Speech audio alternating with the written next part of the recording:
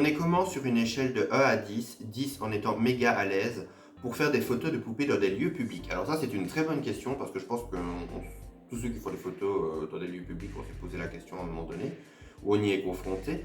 Euh, Moi, perso, je dirais que ça dépend un peu de ça dépend de comment je me sens par rapport à mon anxiété, par rapport à mon humeur, à un peu tout, par rapport à l'endroit où je suis aussi. C'est vrai que moi, personnellement, j'ai déjà une chance assez particulière, c'est que j'ai énormément de soutien, que ce soit de la part de mon copain, que ce soit de la part de ma famille, de mes parents. Donc j'ai énormément de soutien de leur part et c'est vrai que les dernières photos en lieu public que j'ai fait, c'était à Knock, à la côte belge, où j'avais été une journée avec mes parents. On était juste partis comme ça, j'avais pris 2 rainbow eyes, vous pouvez toujours aller checker mon Instagram, où j'ai fait des photos à la mer, etc. Et c'est vrai qu'on avait de la chance parce qu'il n'y avait pas énormément de monde, que ce soit dans la rue ou que ce soit sur la plage. Et c'est vrai qu'en général, perso, j'essaye d'avoir des endroits assez calmes. Parce que déjà de base, j'aime bien me mettre dans un mood assez particulier pour faire mes photos, de profiter sur le moment, de voir un peu la lumière, de voir un petit peu comment ça ressort, etc. Et c'est vrai que avoir une bande de curieux qui sont là autour en train de regarder ce qu'on fait, ça me gave. Ça me gave. Voilà, j'ai envie de dire, bon, ça va, je prends des de la photo, t'es pas miro, quoi. Enfin, c'est bon, quoi. Donc, c'est vrai que de ce côté-là, j'ai pas vraiment de malaise à le faire. Maintenant, je ne le fais pas au milieu d'une grande foule non plus. Maintenant, c'est vrai que quand par exemple je fais des photos, même à Disneyland, c'est vrai qu'à Disneyland, j'essaie quand même de choisir toujours des endroits où je suis assez euh, au calme, vraiment sur des coins, même à Frontierland, etc., qui est mon land préféré, je le fais dans des endroits où c'est un petit peu plus désert. Ou alors au cimetière de Boot Hill aussi, des fois il n'y a pas grand monde non plus, donc ça peut être pas mal. Et en plus vous avez une belle vue avec l'arche, enfin les rochers, l'arche naturelle de rochers que vous avez de Big Thunder Mountain. Enfin voilà, vous avez quand même pas mal d'endroits où vous pouvez le faire. Maintenant, des fois vous ne pouvez pas toujours empêcher les passages des gens. Ça malheureusement ça arrive. Et c'est vrai que de 0 à 10, moi à l'heure actuelle, si je dois répondre à ça, j'ai envie de dire je suis plus vers 7. 7, 7 et demi, ça va, je suis assez à l'aise avec ça.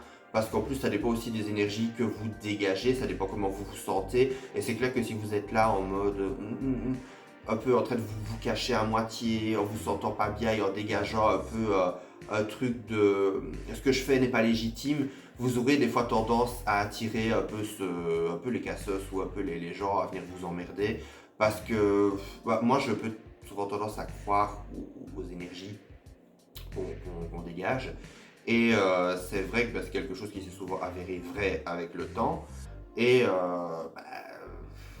c'est vrai que bon, moi personnellement, j'ai plus des gens bienveillants. J'ai plus des gens bienveillants. J'ai vu quand j'étais à Knock, on avait fait des photos près d'une fontaine, il y a des gens qui ont regardé, qui m'ont souri parce que voilà, ils voyaient que je faisais un truc artistique. Donc voilà, qui ont souri. Et puis quand j'étais sur la plage, il y avait un groupe d'anglais qui passait, puis qui ont fait That is Bratz, this is Bratz. Et puis une de ses amies a répondu No, this is Rainbow High.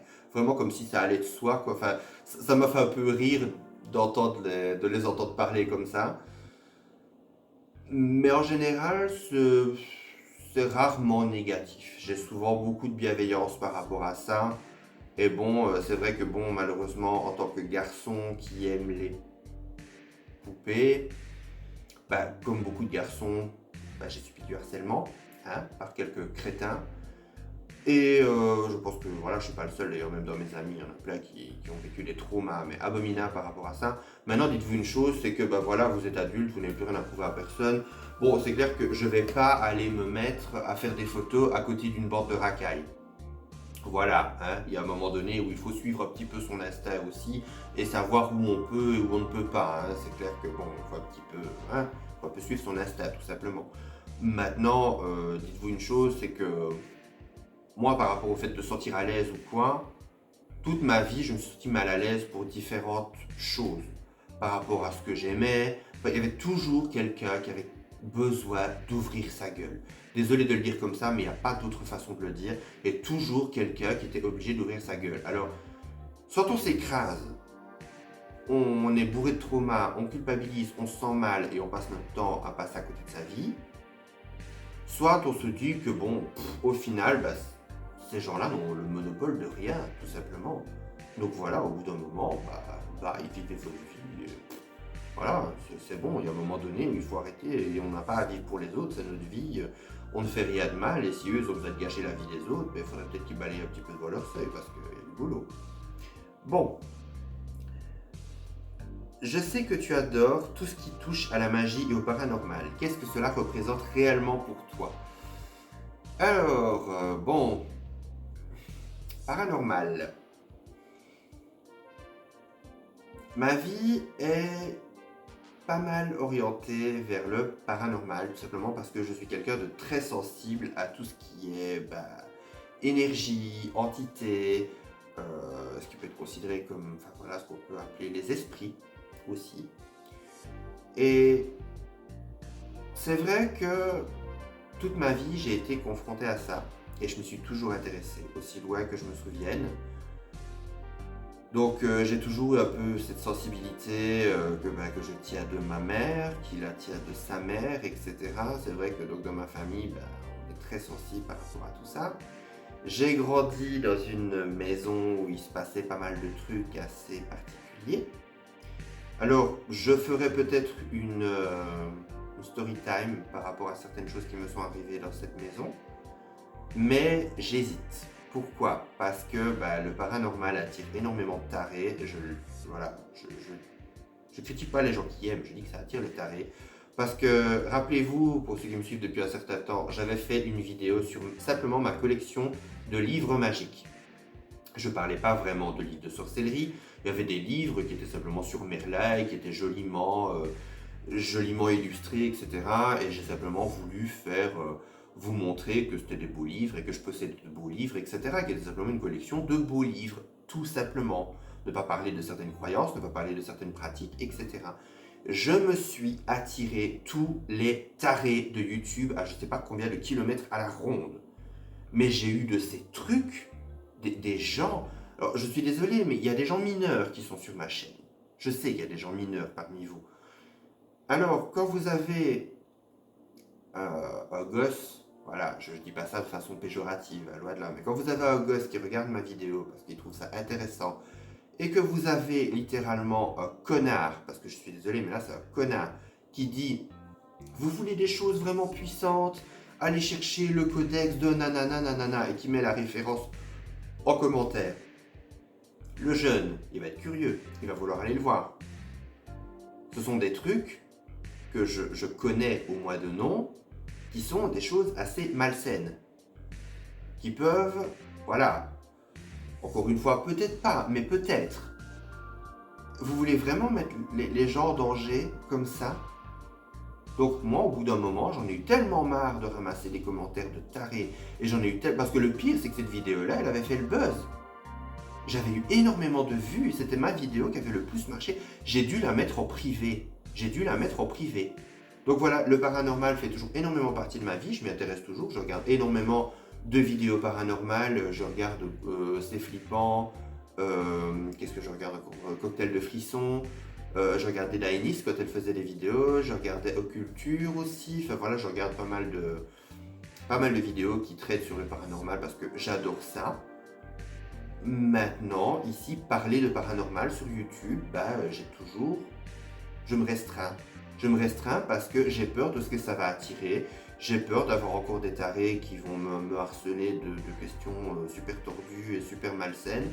Et j'ai aussi peur de mettre certains d'entre vous en danger parce que, voilà, on n'est pas tous obligés de connaître le côté obscur de la vie, etc. pour, à un moment donné où on n'est pas obligé de tout connaître. Hein. C'est bien aussi des fois de se préserver et de se protéger. Donc voilà, le paranormal, ça représente énormément pour moi. Maintenant, en parler sur YouTube, c'est encore un monde. Alors, lié à cette question, quels sont les films préférés que tu as dans cette catégorie?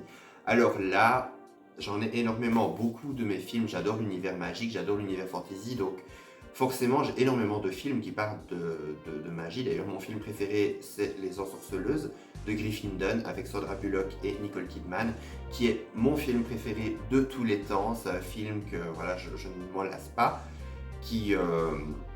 que j'ai découvert quand j'étais petit. En plus, on avait été le louer avec un de mes amis parce que je passais le week-end chez un de mes amis. On avait été le louer en cachette parce qu'on ne pouvait pas, c'était conseillé au moins de 12 ans. Et moi, quand je l'ai vu, j'avais 8 ans, mais mes parents étaient très stricts là-dessus. Donc, j'avais vraiment fait un truc en douce. Et c'est un film voilà, qui m'avait beaucoup marqué, qui m'a toujours profondément. Il y a un peu ce côté whimsigoth que j'adore, très witchy 90s, voilà, j'adore. Et aussi, c'est un des films où je trouve la magie est la mieux représentée par rapport à la façon dont elle est dans la vie. Comment ça se passe réellement. Bon, sauf certaines choses qui sont exacerbées et exagérées pour en faire une bonne histoire et un bon film, hein, je ne dis pas. Mais le fait de la magie au quotidien, le fait de ressentir les énergies, le fait de prédire certaines petites choses, etc. Ben, c'est vrai que c'est vraiment, je trouve, le film le mieux réussi à ce niveau-là. Et apparemment, on va bientôt avoir une suite. Donc j'avoue que je suis inquiet, mais en même temps curieux. Donc on va voir. Alors pour les autres films que j'aime dans cette catégorie, il y a d'autres films un peu plus, voilà, toujours aussi cultes, hein, comme The Craft, donc Dangereuse Alliance. Euh, Qu'est-ce qu'il y a d'autre? Il y a aussi Beautiful Creature que j'aime énormément. Il y a Les Sorcières d'Eastwick, qui est génial comme film. Il y a L'amour vous va si bien. Enfin voilà, vous avez énormément de genres de films comme ça, voilà, qui sont vraiment mes préférés. Donc voilà, n'hésitez pas parce que dans les années 80, 90, on en avait, mais à qui mieux mieux des bons films. Donc franchement, n'hésitez pas à aller un petit peu chercher parce que si vous voulez, voilà, n'hésitez pas à m'envoyer des commentaires et je vous répondrai en commentaire avec les noms des films qui pourraient vous intéresser parce qu'il y en a vraiment quelques-uns et je pense que ça peut vraiment être un gros kiff. Surtout que Halloween approche bientôt, donc ça pourrait être pas mal de se replonger là-dedans. Alors, concernant tes collections, beaucoup voient leur collection comme étant une partie d'eux-mêmes, même bien plus qu'une passion. Je suis un peu dans ce cas-là. Qu'est-ce qu'elle représente pour toi? Alors, bah, je pense que c'est un petit peu ça aussi. Moi, mes collections représentent bien plus qu'une passion pour moi. Tout simplement parce que, comme je dis toujours, mes collections, ce sont, oui, des parties de moi. Ce sont des matérialisations de choses que j'aime. Ce sont que ce soit des choses que j'ai découvertes quand j'étais enfant, que j'ai découvertes plus tard, ce sont vraiment des matérialisations de choses qui font moi, de différentes facettes de moi. Et oui, ma collection, c'est vraiment très important pour moi. Et comme je dis toujours, mes collections m'ont rapporté tout ce qui est bon et toutes les meilleures choses de ma vie, si je puis dire. Toutes les meilleures choses de ma vie. Par exemple, quand ici que ce soit les collections de Barbie, les poupées, etc. Quand j'ai fait la Fashion Doll Festival, voilà, je le redis encore, mais j'ai rencontré des gens fantastiques qui vont certainement devenir de très très bons amis. Et voilà, même mon ami Hugo que j'ai rencontré grâce à ça par Instagram, quand je vois en très peu de temps toutes les bonnes choses et toutes les bonnes vibes qu'il a apportées dans ma vie, c'est impressionnant. Il y a des gens que j'ai connus toute ma vie qui ne m'ont pas apporté autant que lui sur quelques mois. Donc oui, pour moi, mes collections, à partir du moment où j'ai décidé de me débarrasser de certaines limites et que j'ai décidé de me lancer à fond et juste laisser l'amour et la passion parler, même si ça fait un peu cucu dit comme ça, mais voilà, ça a vraiment été ça. Je me suis vraiment complètement laissé emporter par le courant. Ma vie est devenue quand même beaucoup beaucoup mieux. Donc oui, je pense que c'est vraiment une énorme partie de moi. Penses-tu faire un long voyage prochainement? Bon, pour le moment, non, rien n'est prévu. En tout cas, pas très loin. Ici, je repars bientôt à Paris pour revoir mes amis et pour faire l'anniversaire de mon copain, etc. Donc, je suis super impatient. Je suis sûr que ça va être un merveilleux voyage. Mais sinon, je ne voyage pas très très loin en général. Je vais souvent en France, oui. Mais sinon, non. Il n'y a pas de grand voyage qui est prévu. J'aimerais bien vous dire que je pars à Disney World bientôt, mais c'est pas encore prévu. Alors, que penses-tu des lieux enchanteurs de Bretagne? Alors, enchanteur, je suppose qu'on parle beaucoup de tout ce qui est la forêt de Brocéliande, etc. Voilà, moi personnellement, je n'ai jamais été en Bretagne, malheureusement, mais c'est quelque chose qui me plairait énormément. Donc ça, c'est un projet peut-être à long terme de pouvoir aller visiter la Bretagne. Je sais bien que mon copain y a déjà été avec ses parents et il adore même le climat breton, etc. Il adore la mer, les falaises, etc. Enfin, c'est quelque chose qu'il aime énormément. Et c'est vrai que moi, qui suis très witchy, je pense que j'y trouverai quand même pas mal mon compte. Donc voilà, ce que je pense des lieux de Bretagne, c'est qui m'attire tout simplement et que j'adorerais visiter ça, la forêt de Brocéliande et tout, franchement, j'adorerais. Aimes-tu tout ce qui touche au celtique? Oui, oui. C'est pas forcément ce que je vais préférer, dans le sens où, voilà, moi j'ai plus un côté un peu, je sais pas comment dire, ce qui est celtique, c'est un côté des fois un peu très vert, etc. Plus nature, enfin et encore. C'est vrai que tout ce qui est elfe, troll, etc. j'aime énormément, donc oui, j'ai envie de dire, oui, si j'aime le celtique, voilà. C'est vrai que moi j'aime souvent les couleurs très galaxie, très bleu, très rose, etc. Maintenant, bon, ça fait celtique aussi, donc oui, non, j'ai rien, on va dire que j'aime. Quels sont tes parcs d'attractions préférés? Voilà, comme je l'ai répondu un petit peu plus tôt. Pour le moment, Disneyland Paris et Efteling. Malheureusement, je n'ai pas fait énormément de parcs d'attractions. Enfin, si, j'en ai fait beaucoup. Maintenant, aussi beaucoup des petits parcs un peu mains. Mais voilà, que tout soit pas comme ça vite fait. Mais c'est vrai qu'il y a Phantasialand en Allemagne qui est plutôt pas mal aussi. Maintenant, c'est beaucoup d'attractions fortes et par exemple, c'est vrai que les gens qui m'accompagnent ne sont pas toujours fans d'attractions fortes et c'est vrai que moi, j'ai pas toujours envie de me coltiner les attractions tout seul, donc voilà, c'est vrai que des fois c'est un peu dommage. Mais ouais, pour le moment, vraiment, mes parcs préférés, ça reste Efteling et ça reste Disneyland. Mais voilà, je me demande qu'en découvrir plus. Donc si vous avez des propositions et si vous avez des suggestions de parcs qui pourraient me plaire, n'hésitez pas à les laisser en commentaire. Alors, aimes-tu la montagne? Oui, oui, oui, je n'ai rien contre, j'adore aller en Alsace. Bon, niveau montagne, c'est un peu tout ce que j'ai comme point de référence, on va dire. Mais voilà, j'adore l'Alsace. Bon, moi, le seul problème, c'est que je suis malade en voiture. J'ai horreur des voyages en voiture, c'est une catastrophe. Alors, je peux vous garantir que sur les petites routes de campagne et de montagne, où c'est beaucoup des droite et gauche et droite et gauche et droite et gauche, même quand je suis bien devant et que je me concentre sur le décor dehors, des fois, je peux vous garantir que je suis un peu vert au bout d'un moment, hein. C'est un peu pénible. Donc voilà, j'adore, mais on va dire que pour monter et descendre, c'est pas toujours terrible. Donc voilà, sinon la montagne, je trouve ça magnifique. En plus, à l'endroit où on va en Alsace, on a vraiment vue sur la vallée de Münster. On est vraiment au-dessus, donc on a vraiment l'hôtel qui est au-dessus d'une d'une montagne, si je puis dire. Donc on a vraiment la vallée en contrebas. Et le matin, des fois, on a vraiment l'impression d'être au-dessus des nuages. On voit vraiment la mer de nuages au-dessus. C'est magnifique. C'est magnifique. C'est vraiment un endroit que je trouve d'une sérénité incroyable et d'une beauté incroyable. Donc, aimes-tu la montagne? Oui. Oui, oui. Quels sont tes films préférés des 80s et des 90s? Oh là là. Ouh là là, ça va être une question qui va durer très longtemps, donc on va essayer d'abréger, pas faire trop long. Alors, mes films préférés, il faut savoir que la plupart de mes films préférés sont des films des 80s et des 90s. Donc, dans les 80s, il y en a énormément. J'adore la saga des Terminator, j'adore Splash, j'adore les Star Wars, j'adore les Gremlins. Je suis super fan des Gremlins, 1 et 2. Qu'est-ce qu'on a d'autre?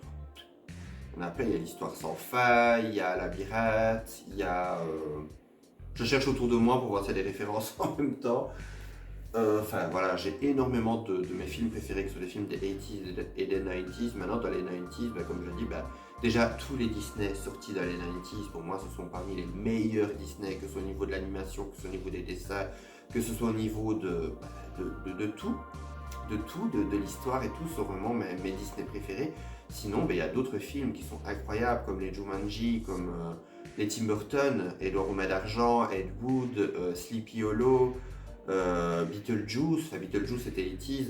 On a la plupart de mes films préférés sont des films des 80s et des 90s. Donc voilà.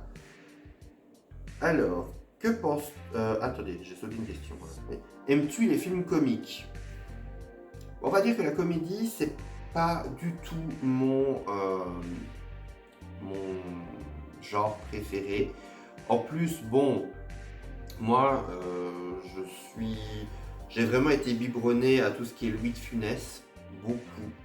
D'ailleurs, j'adore la saga des gendarmes, j'adore les films comme Oscar, Monsieur Joe, Hibernatus, etc. Donc, c'est vrai que j'ai quand même été habitué à certains niveaux, on va dire, dans l'humour. Et c'est vrai que, on va dire que souvent les films humoristiques américains, c'est pas trop mon truc. Souvent, ça ne me fait pas rire. Même c'est malheureux à dire, mais la plupart des humoristes ne me font pas rire. C'est très très rare quand un humoriste me fait rire. Je trouve pas forcément ça mauvais, c'est juste que, je trouve pas ça... ça me touche pas, quoi. C'est vraiment quelque chose qui me laisse un peu froid. Maintenant, c'est vrai que dans les comédies, encore une fois, il y a beaucoup de films des années 80 que j'adore, que ce soit Un flic à Beverly Hills ou True Lies. Qu'est-ce qu'on a d'autre encore? Enfin, on a énormément de films un peu voilà, qui sont des fois marrants, des fois un peu malgré eux, hein, mais c'est vrai que sinon, dans les films un peu délirants, j'adore les Charlie's Angels. Voilà, Charlie's Angels, ça et deux sont parmi mes préférés. Je vous ai d'ailleurs fait des reviews des poupées. Qu'est-ce qu'on a d'autre? C'est vrai qu'en général, les films comiques, c'est pas toujours mes préférés. Maintenant, bon, c'est vrai que des fois, je trouve que l'humour est souvent assez lourdague, et moi, souvent, l'humour lourdague, c'est comme à un moment donné, il y avait un peu l'humour tombe à plat, donc on a l'impression qu'on fait une blague pas marrante, juste pour que ce soit un peu l'absurdité de la situation qui fasse que, et c'est pas mon truc. C'est vraiment pas mon truc. Donc on va dire que je ne déteste pas tous les films comiques, mais en général les films comiques, c'est pas vraiment ma tasse de thé, on va dire. Alors, que penses-tu des figurines Tibi League? Alors ça c'était mon amie Emma qui m'a posé cette question, qui est abonnée d'ailleurs, donc je te fais coucou.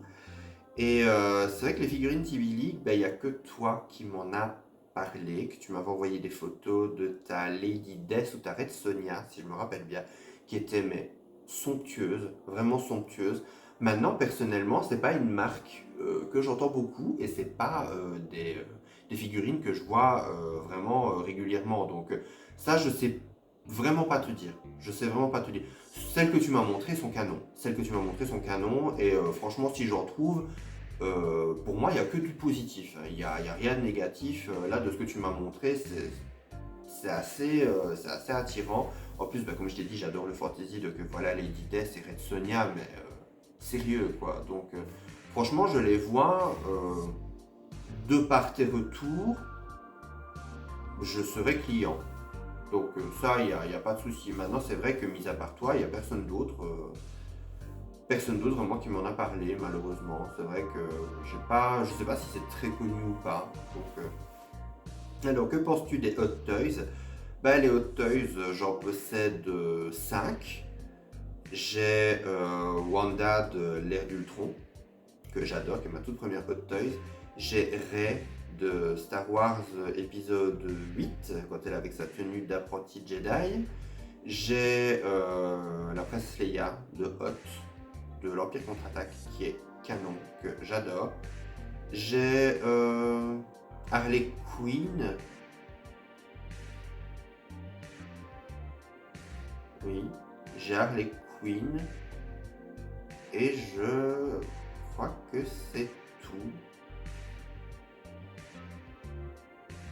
Je dis ça et je vais peut-être me rendre compte que j'en oublie une, ce serait honteux. Donc voilà, je pense que j'ai ces 4-là. Alors, je pensais que j'en avais 5, mais non, apparemment j'en ai 4. Mais il y en a plein d'autres que j'adorerais avoir, comme Maléfique du live action, j'adorerais l'avoir.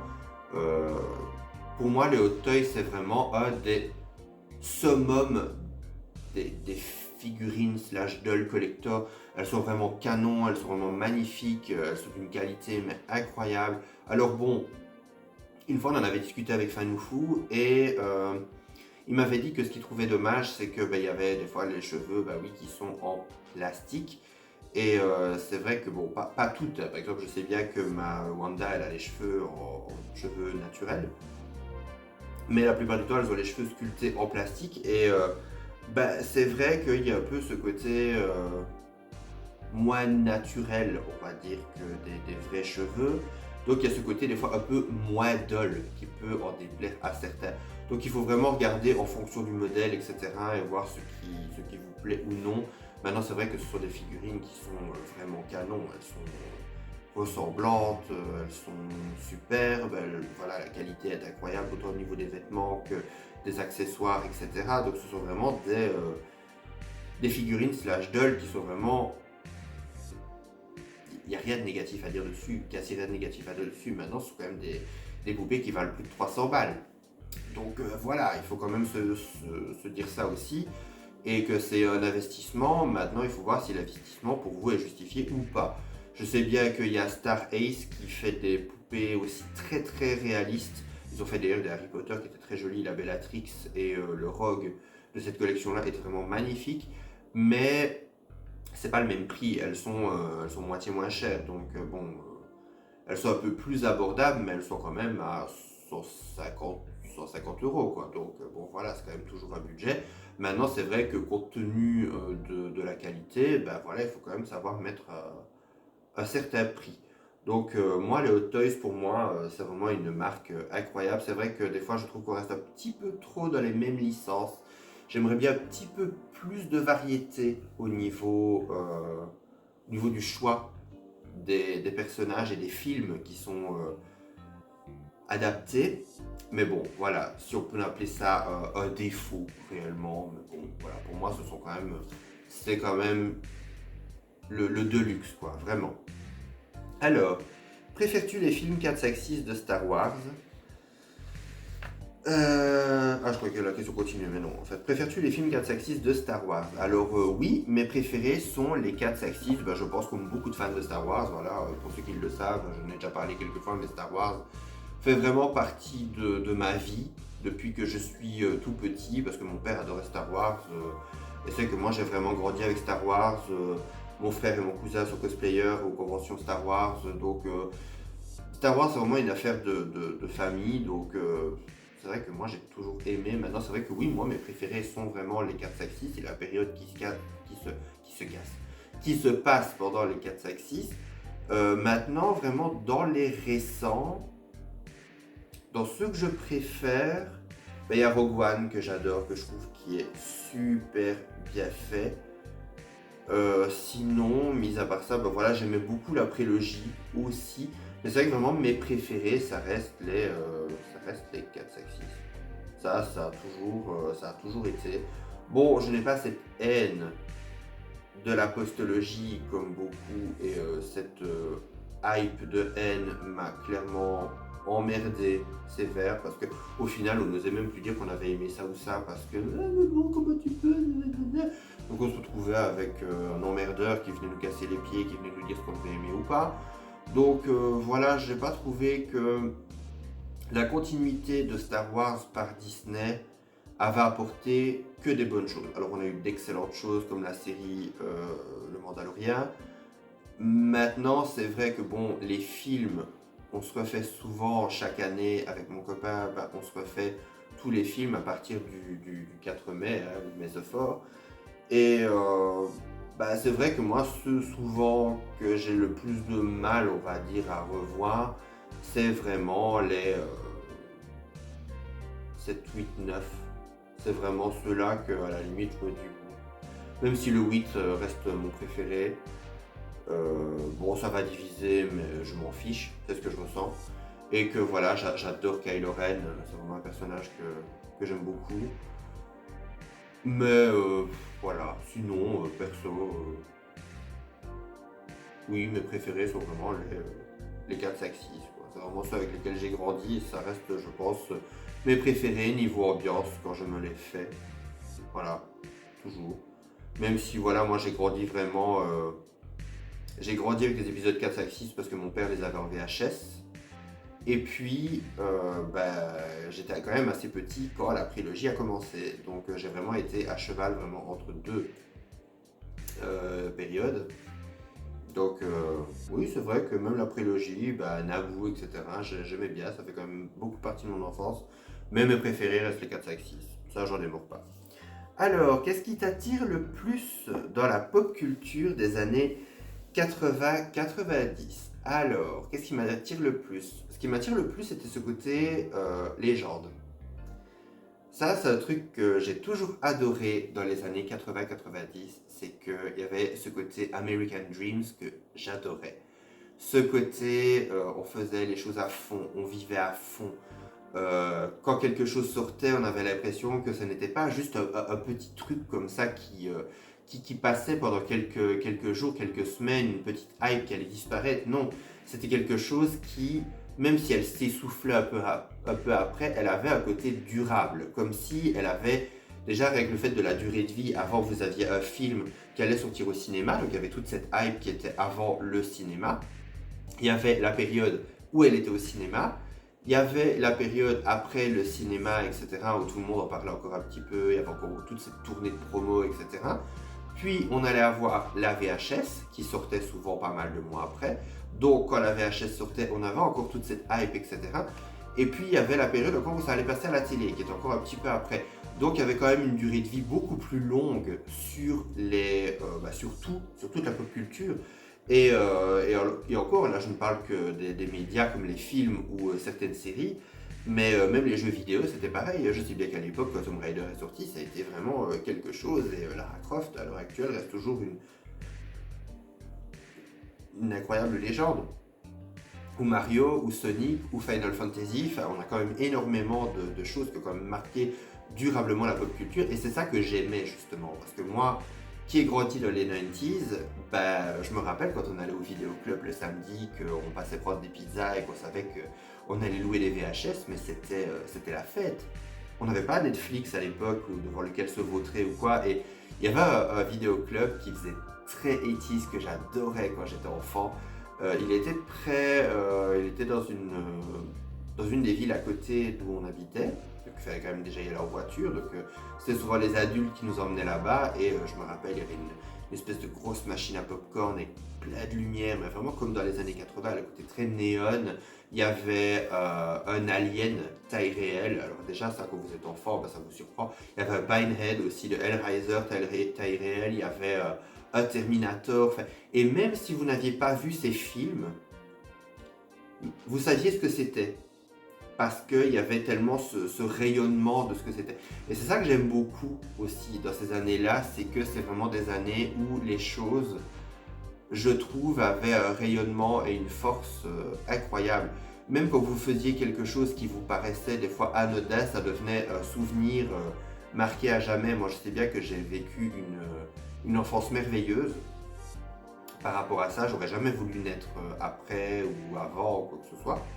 J'ai vraiment eu une enfance merveilleuse et c'est vrai que c'est ça qui m'a vraiment développé en tant qu'adulte et qui m'a vraiment formé en tant qu'adulte et que maintenant en tant qu'adulte c'est ce que je veux. C'est ce que je veux. Là-dessus, j'ai vraiment eu l'impression qu'on s'était bien fait avoir dans le sens où moi quand je suis devenu adulte, toute cette période-là était terminée et c'est là que la période de merde réellement a commencé. Cette période anxiogène actuelle, etc. Enfin voilà, ça a été pas terrible. Et à un moment donné, j'ai simplement décidé que voilà, c'était pas ça que je voulais mettre en avant et que c'était pas ça pour moi qui avait de la valeur. Donc c'est pour ça que je suis tellement attaché à tout ce qui est vintage, etc. Et que c'est surtout un état d'esprit que je veux continuer à transposer dans la vie actuelle parce que c'est quelque chose qu'on n'aurait simplement pas dû zapper et pas perdre. Donc voilà.